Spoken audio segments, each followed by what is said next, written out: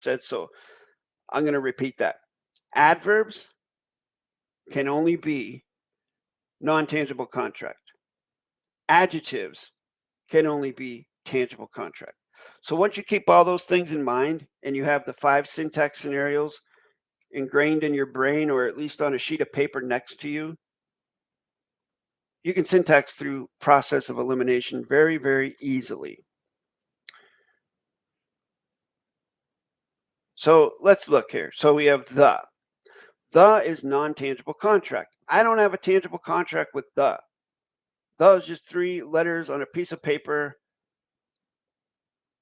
It's not really something that comes through the port of my sensation in the same way that the word complete comes through my port of sensation. Complete is tangible contract. Family is tangible contract. Tribe is tangible contract. Of is non-tangible contract. Wokelings, which is a word I just made up on the spot here, that would be tangible contract. A little hint, folks. Any word that you see with the particle of negation, the gerund modifier ing in it, is probably going to be tangible contract 9.9 times out of 10. Is tangible contract. Attending, tangible contract. This, non-tangible contract. It gives the same flavor as the. Christmas, obviously tangible contract. Of, non-tangible contract. And commercialism is indeed tangible contract. All right, now that we have that info down, oh, for all you Parsay fans, you know what? I'm not just going to syntax this. I'm going to go into some bonus material here, and I'm going to point out the particles of negation in this sentence. Okay? Any vowel in front of a consonant is no contract.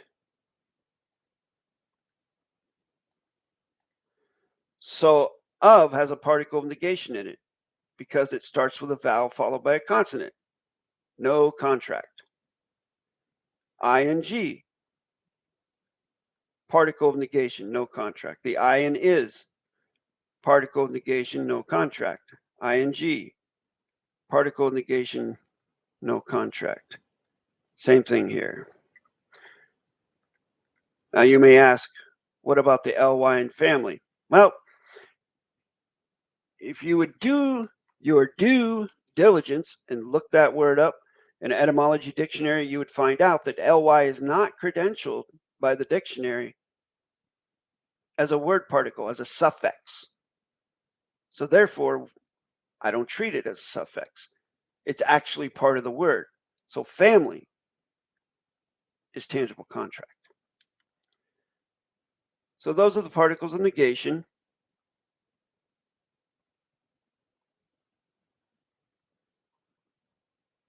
Let me check my chat real quick, see if there's anybody in here. Oh, there we go. What is a non-tangible contract? Well, devils, for complete closure on that, you can check out my syntax playlist and my Parsay playlist.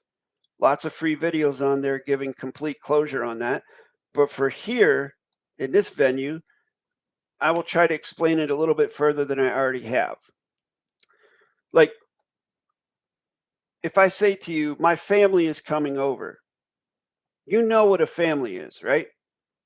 You have a tangible contract with what a family is. Do you know what tangible means? First, you have to know what tangible means. So in this sense, to use the word sense, tangibility comes from being able to experience something with your senses. I can experience a family with my senses.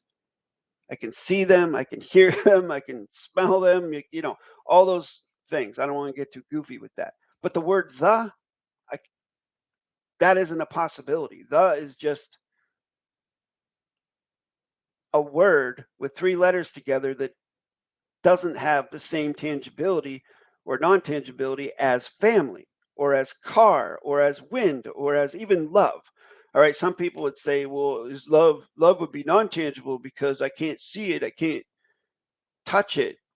Well, here's the thing. You feel it though, don't you? You sense it. There's something you feel. What is that sensation?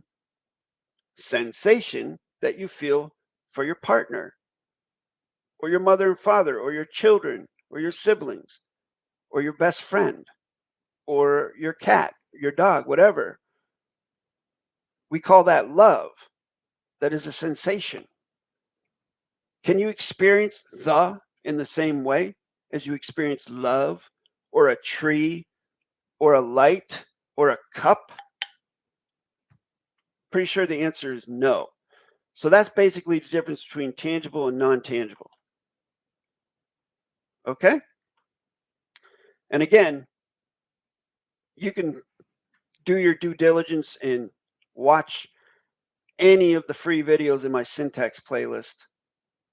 And I do have videos specifically with the words tangible and non-tangible in the titles that would probably be, you could just do a YouTube search and find those videos pretty easily.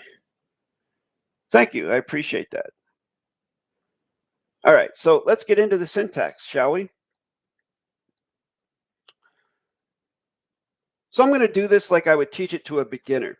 I'm going to start at the end of the sentence, i.e. the starboard side, and I'm going to work towards the port side, the left side. So we determined that commercialism is tangible, of is non-tangible, Christmas is tangible, this is non-tangible.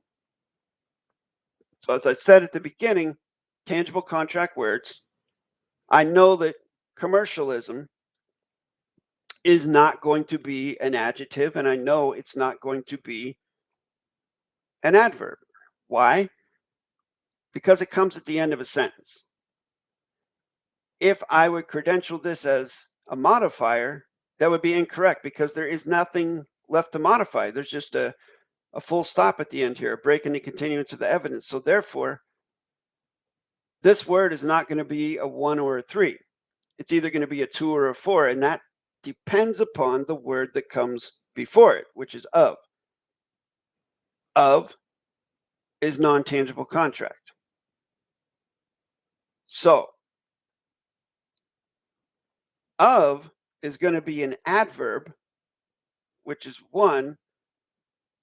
Let me look at my camera real quick here. Let me see something. Okay, you can look up here and see the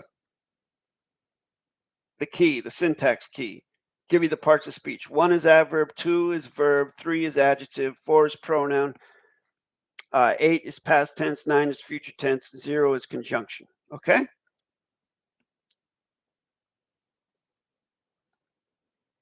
All right, so commercialism then, because adverbs modify what?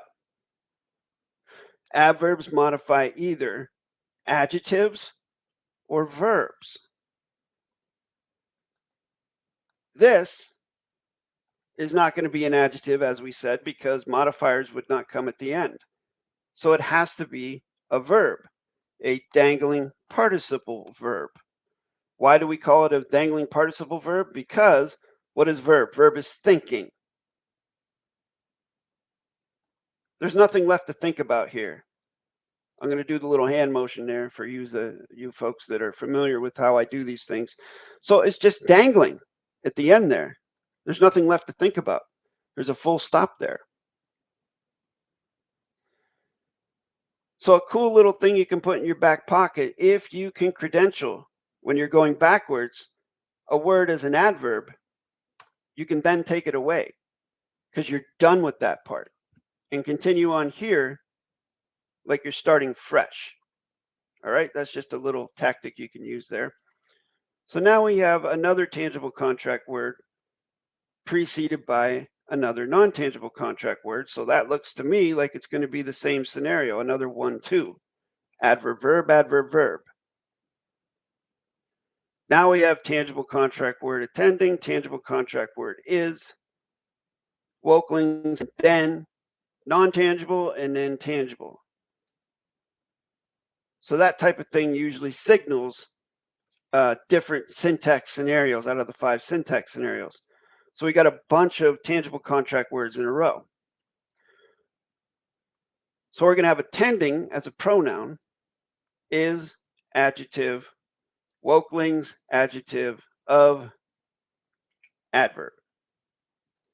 Adverb, adjective, pronoun scenario. Here's another neat little tactic you can put in your pocket. Nothing, in syntaxing, nothing can follow a pronoun except for a break in the continuance of the evidence or an adverb. Adverbs are not breaks in the continuance of the evidence, but they certainly function as breaks in the continuance of the evidence. So what syntax scenarios do you see here? I see a 1-2, a 1-2, 1-3-4, even a 4-1-2. Tribe, tangible, family, tangible, complete, tangible. So that's just another 1-3-4.